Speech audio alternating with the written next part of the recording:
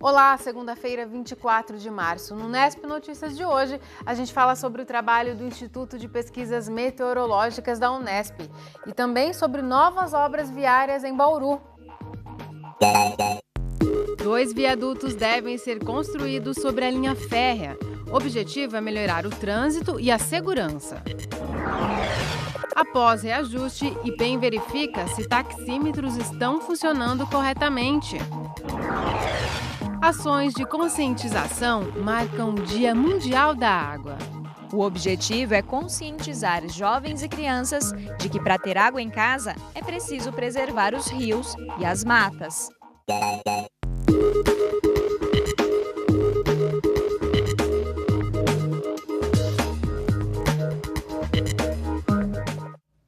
Em diversos pontos de Bauru, ruas e avenidas são cortadas pela linha férrea. Além dos transtornos para o trânsito, os cruzamentos em nível são perigosos e o risco de acidentes é grande. Mas essa situação vai mudar em pelo menos 2 locais. Uma verba federal foi destinada para a construção de 2 viadutos. A rua Valdemar Pereira da Silva liga os bairros Meiridota e Distrito Industrial 1. O movimento aqui é intenso. Apesar de o cruzamento com a linha do trem estar sinalizado, apresenta riscos para quem faz a travessia. O trânsito também fica complicado por aqui nos horários de pico e quando o trem passa. Para os moradores do bairro, a construção de um viaduto sobre a linha é bem-vinda. Seria excelente, pois lá é um cruzamento de nível muito perigoso e principalmente quem vai do Meiridota para o Geisel, para o Unesp, tem que passar obrigatoriamente por lá. Então é algo que, se fosse realizado, seria muito bom. Eu acho que para a região nossa do Meiridota, aqui, Beija-Flor, ia ser excelente, viu? Muito bom mesmo. Se for concluída, vai ser excelente. Parece que é na hora do pico, parece que sempre está passando uma máquina do trem, tudo. Somente 6 da tarde, 6h30, é complicado. Outra via de movimento intenso cortada pela estrada de ferro é a Avenida Comendador da Silva Marta. E os problemas se repetem. Quem passa todos os dias por aqui acredita que o trecho precisa de mudanças. Uma vez que o tráfego aqui se tornou intenso e perigoso para quem atravessa a linha férrea, eu acho que eu sou a favor. Aí vai, acho que flui melhor o tráfego aí depois. Você sente dificuldade ali? Sinto sim. E foi justamente pensando em melhorar o trânsito e a segurança dos motoristas que uma verba federal foi destinada à construção de viadutos nesses 2 pontos da cidade. O prefeito fez o pedido junto ao DENIT para que fosse construído em todas as passagens, até para a gente evitar alguns acidentes. E o DENIT acabou fazendo um levantamento, um histórico aí, e verificou-se que esses pontos eram que tinham maior registro assim, de acidente entre trem de carga e veículos. O prazo é que isso ocorra dentro dos próximos meses. A gente tem expectativa aí que dentro de 2, 3 meses exista a possibilidade, já temos canteiros de obras aqui. A licitação das 2 obras já foi concluída. Para dar início à construção dos viadutos, falta apenas uma licença ambiental da CETESB, que deve ser emitida ainda neste semestre. Ao todo serão gastos 14 milhões de reais. Como contrapartida, a Prefeitura deve arcar com o pagamento das áreas que forem desapropriadas. Outra parte seria a questão aí das galerias de água pluvial ao entorno e também o levantamento da adutora. Aqui no ponto que a gente está, passa uma adutora de 1,5 m. Então o Departamento de Água e Esgoto já está elaborando um projeto para adequar de acordo com o projeto do viaduto. Mas a principal preocupação aqui é em relação ao trânsito durante o período das obras. Isso porque a empresa que vencer a licitação terá um prazo de até 18 meses para entregar o viaduto. Para o secretário, a população vai ter que colaborar. A intenção inicial seria estar interditando todo a Comendador, mas a gente optou aí para estar fazendo a solicitação para o superintendente do DENIT para se fazer uma mão de cada vez do viaduto, para evitar problemas maiores, porque transtorno a gente vai ter realmente com o trânsito aqui. Então o interessante é quando tiver obra, as pessoas se programarem, usarem rotas alternativas e outras sair um pouquinho mais cedo, porque o trânsito vai ficar complicado na região. Sidney também não descarta que outros locais que enfrentam os mesmos problemas sejam contemplados. existe pedido, até porque o DENIT ele trabalha com um projeto básico, então a partir do momento que tiver recurso, eles se comprometeram a estar fazendo a liberação de outros viadutos aqui para a cidade de Bauru. Começou hoje e vai até quarta-feira a verificação que é feita todos os anos nos taxímetros em Bauru. Quem confere os aparelhos é o IPEM, o Instituto de Pesos e Medidas. A fila já era grande logo cedo. O taxista dá uma volta na avenida ao lado de um técnico do IPEM.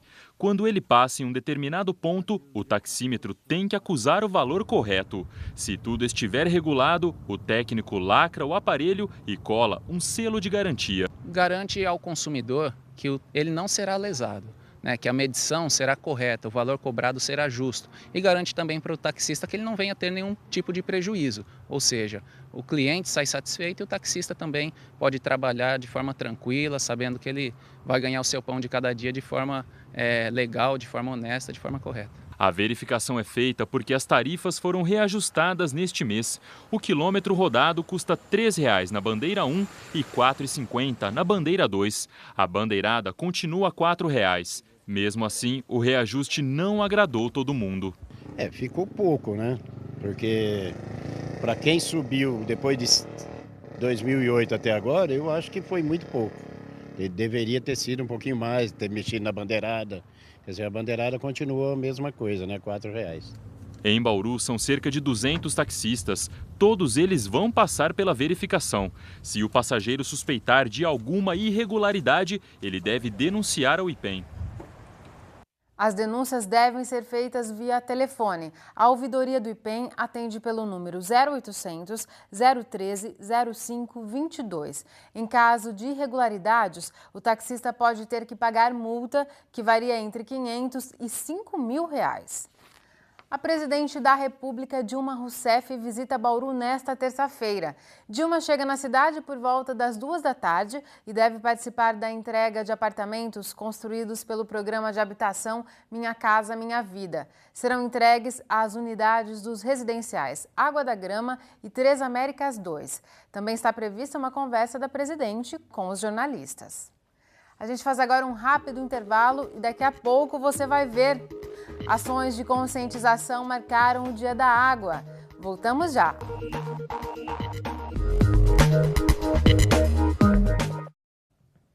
Ontem, dia 23 de março, foi comemorado o Dia Meteorológico Mundial.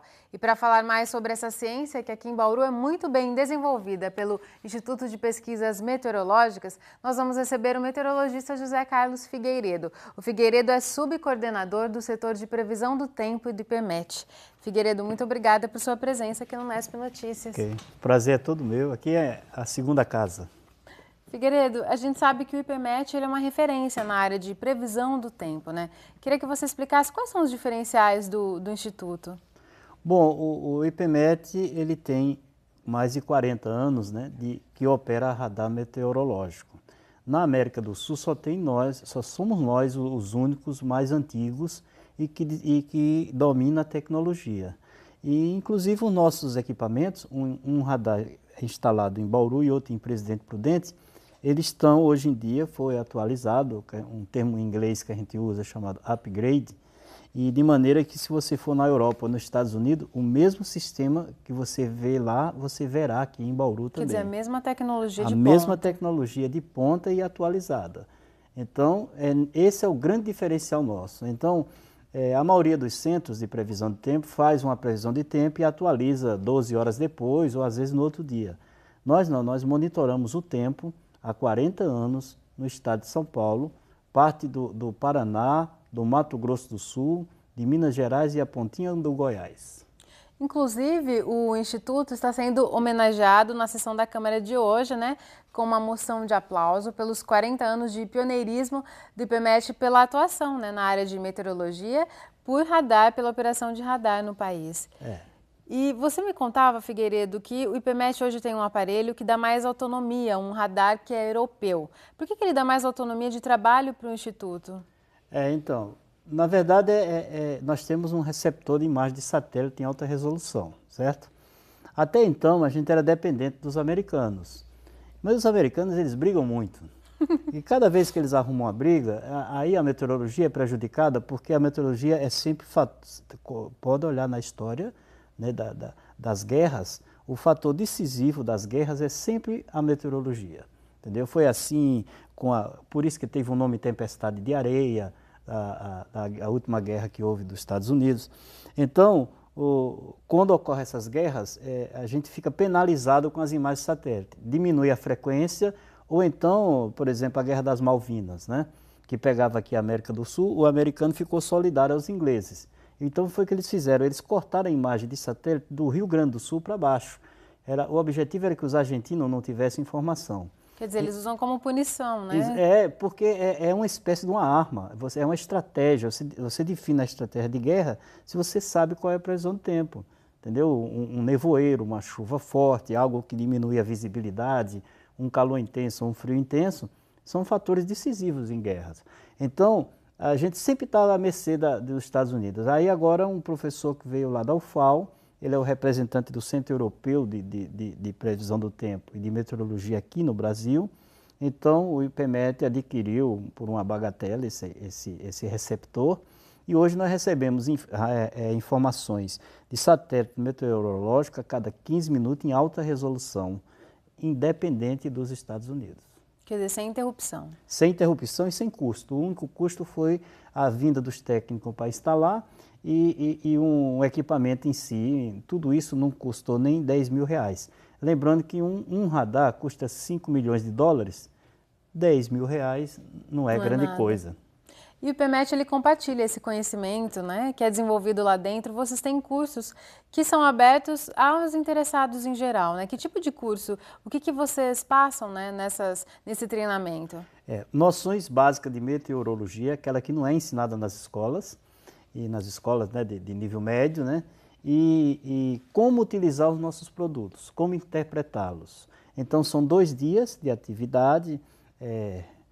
Dificilmente a imprensa vai lá, mas hoje eu soube que tem uma emissora de TV da cidade que vai encaminhar uma repórter lá, ela que prepara as imagens do tempo, né, nessa emissora, ela vai lá fazer esse treinamento. Então eu fiquei muito feliz, porque finalmente...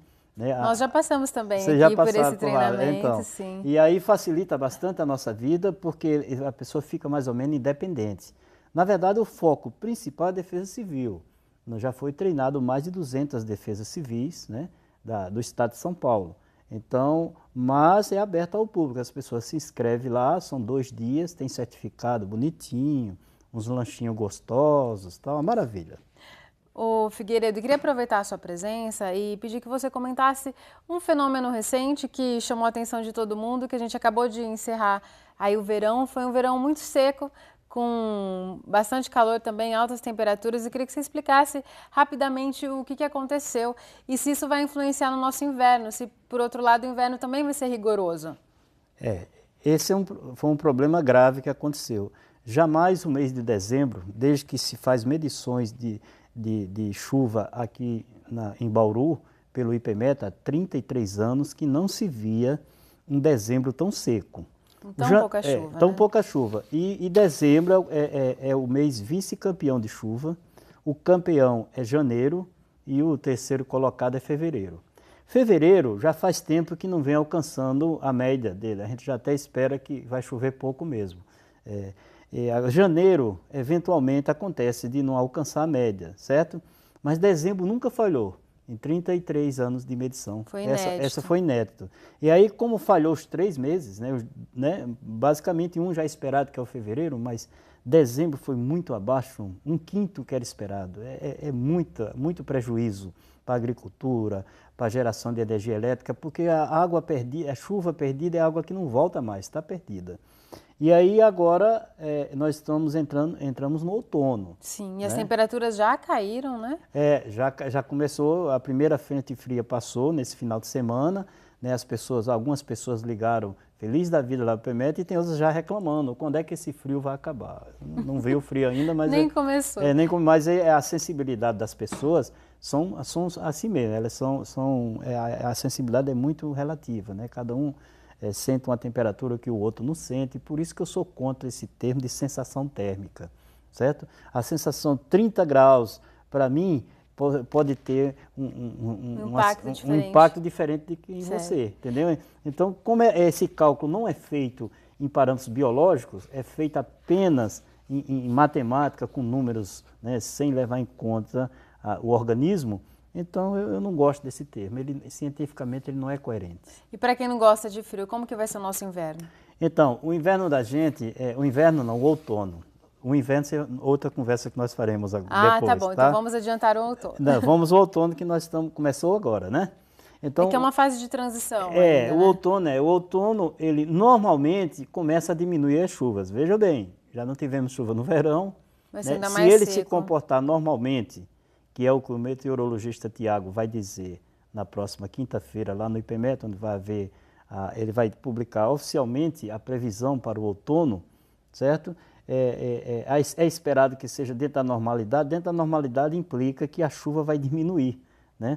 Então, é esperado uma quantidade de chuva que é 40% menor do que a do verão, né? Como o nosso verão foi muito escasso, então nós teremos 3 meses muito difíceis aí pela frente.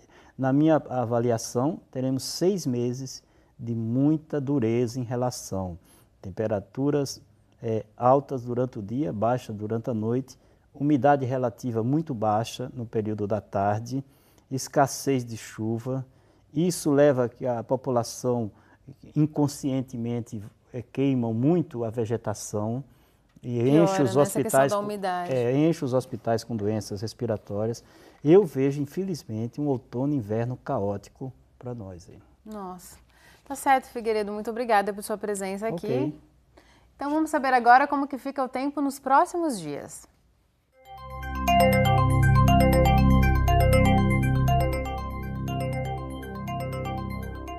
O tempo está estável em todo o estado. Uma massa de ar frio impede a formação de chuvas até o fim de semana, pelo menos.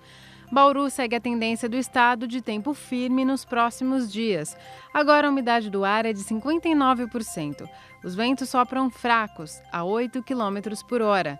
As temperaturas já ficaram mais amenas. A mais alta nesta segunda foi de 28 graus, a mínima foi de 16. Amanhã a previsão é de que os termômetros variem entre 18 e 29 graus. A seguir você vai ver como foi comemorado o Dia Mundial da Água em Bauru. O intervalo é bem rápido, não saia daí. Uma assembleia que será realizada logo mais, a partir das 6 da tarde, no Centro de Detenção Provisória em Bauru, vai decidir sobre uma suspensão temporária da greve dos agentes penitenciários. A proposta do sindicato da categoria é paralisar o movimento grevista por 48 horas e, neste período, abrir negociação com o governo estadual. A categoria reivindica aumento salarial de 25% e mudança na progressão da carreira. Em todo o estado, a greve completou hoje 15 dias. Em Bauru, a paralisação começou na segunda-feira passada. Neste período, assim como determina a legislação, 30% dos servidores estão trabalhando, mas vários serviços foram prejudicados, como as transferências de detentos. O Dia Mundial da Água foi comemorado aqui em Bauru com ações de conscientização sobre a preservação do meio ambiente e dos recursos hídricos. O sábado teve comemoração dupla em Bauru. É que além do Dia Mundial da Água, também foi comemorado o Dia do Rio Batalha, que abastece a cidade. Integrantes do grupo de escoteiros Guia Lopes, alunos do curso técnico de Química do Colégio Dinâmico e membros do Rotary soltaram cerca de 2.000 alevinos na lagoa de captação do Batalha. O objetivo é conscientizar jovens e crianças de que para ter água em casa é preciso preservar os rios e as matas.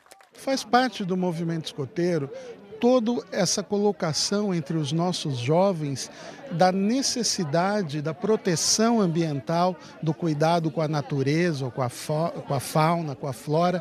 E sempre dentro do movimento escoteiro a gente coloca em nossas crianças que eles precisam, desde cedo, cuidar do nosso planeta. E não é que a ação já começou a dar resultado? Quais são as atitudes que você vai ter agora em relação à água? Gastar menos água e jamais poluir um rio. E quando vê uma pessoa colocando lixo, desmatando, tentar conscientizar sobre isso. Depois de soltar os peixes, os escoteiros participaram de uma caminhada ecológica para conhecer espécies típicas do Cerrado e a importância que elas têm na manutenção dos recursos hídricos. Eu fui conscientizado que nós devemos preservar a natureza, né? E que sempre estar plantando árvores para a gente poder preservar nesse lindo mundo que nós vivemos. Como escoteiro, eu já fui ensinado a sempre preservar os animais e as plantas e preservar a água. Então, eu acho que assim, sempre temos que ter cuidado com o que nós gastamos, né? Para sempre estar economizando água, não desmatando a natureza e preservando os animais. Para finalizar o passeio, hora de colocar o aprendizado em prática. As crianças plantaram mudas de árvores próximo a um dos afluentes do Batalha. Você acha que está ajudando o meio ambiente plantando essa árvore aqui? Sim. Por quê? Porque plantando árvores salva o mundo.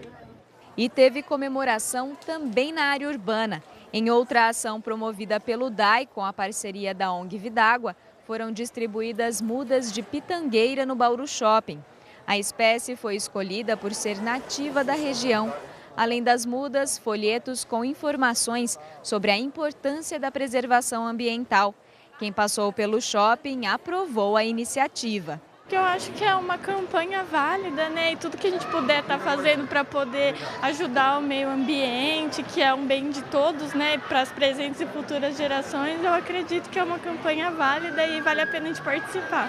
É muito importante, né? Hoje as pessoas só pensam mais em destruir, a gente que pode fazer uma coisa boa para estar colaborando, é importante estar fazendo. E antes de encerrarmos, nós queremos saber o que você acha da lei que pretende isentar beneficiários de programas habitacionais de pagar IPTU. Você pode responder pelo nosso site ou pelo próprio televisor. Nesse caso, é para você que nos assiste pelo canal 46.1. Aí no canto superior da sua tela é possível ver o ícone de interatividade. É só apertar o OK do controle remoto e interagir com a gente. Lá você também acessa conteúdos extras sobre as nossas reportagens. Hoje a gente explica como saber se o taxímetro está funcionando corretamente e você vê também detalhes sobre a construção de novos viadutos em Bauru. É isso por hoje. Se você quiser rever as reportagens dessa edição, é só acessar o nosso site. Uma ótima semana para você. A gente se vê amanhã. Tchau!